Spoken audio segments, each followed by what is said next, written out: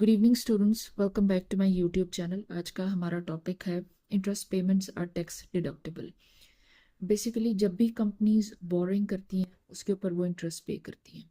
अब कंपनी को बोरिंग से और इंटरेस्ट पे करने से क्या एडवांटेज मिलता है?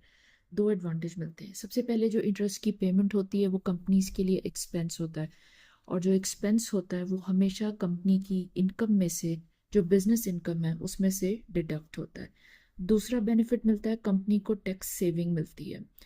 जो टैक्स सेविंग की वजह से कंपनीज कन्विंस होती हैं कि उनको अपने ऑपरेशंस को, अपने प्रोजेक्ट्स को बोरिंग के थ्रू, लोन्स के थ्रू फंड करना चाहिए।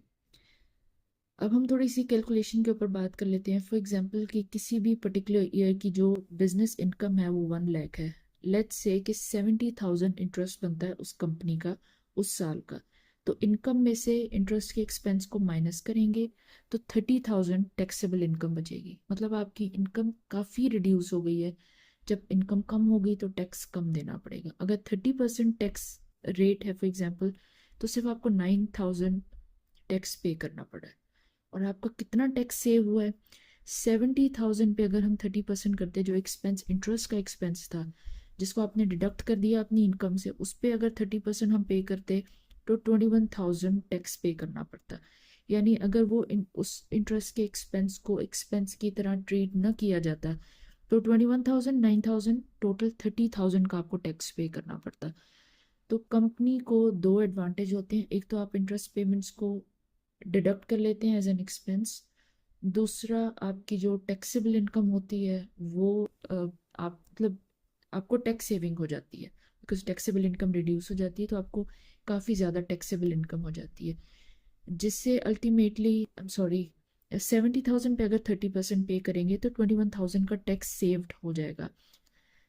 जब आपको बहुत ज़्यादा टैक्स सेविंग मिलेगी तो डेफिनेटली यू विल अंडरस्टैंड कि अगर आप इक्विटी से फाइनेंस करते हैं तो उस पर जो डिविडेंड देते हैं उससे आपको इस तरह से टैक्स सेविंग नहीं मिलती है। लेकिन लोन पे जब आप इंटरेस्ट पे करते हैं तो आपको इतनी टैक्स सेविंग होती है। तो यू वुड बी कन्विंस्ड कि जब भी आपको अपने प्रोजेक्ट्स को हाईली फाइनेंस करना है तो आप बैंक्स और डिफरेंट फाइनेंशियल ऑर्गेनाइजेशंस के पास जाके लोन्स ले सकते हैं। You can do the boring. In simple words what happens is, क्योंकि इंटरेस्ट रेट्स जो होते हैं, जो इंटरेस्ट की पेमेंट होती है वो अल्टीमेटली टैक्स डिडक्टेबल होते हैं। यानी इंटरेस्ट एक्सपेंस कंपनी जो है वो इनकम में से रिड्यूस कर देता है। तो जो डेट फाइनेंसिंग होती है वो हमेशा चीप लगती है कंपनीज को। इस वजह से मैक्सिमम जो कंपनीज की फाइनेंस का पोर्शन होता है वो डेट के थ्रू किया जाता है। The tax advantage encourages the companies to include the debt in their capital structure as it helps to lower the overall cost of capital. दूसरी चीज़ ये होती है कि जो इक्विटी फाइनेंस होती है वो जितनी इजी लगती है, पब्लिक से इतना पैसा उठाना वो इतना ज़्यादा इजी नहीं होता। लोन इज मोर और लेस लाइक दो पार्टीज हैं, दोनों का एक तरह का फेस टू फेस कॉन्ट्रैक्ट हो जाता है। एक पार्टी लोन ले लेती है, टर्म्स एंड कंडीशंस पे साइन कर देती है, टाइम टू टाइम इंस्टॉलमेंट्स में लोन भी वापस करती है जो प्रिंसिपल अमाउंट होती है, प्लस इंटरेस्ट भी पे करती है। तो वो बिजनेस के लिए जो है वो हमेशा ज़्यादा फेवरेबल रहता है।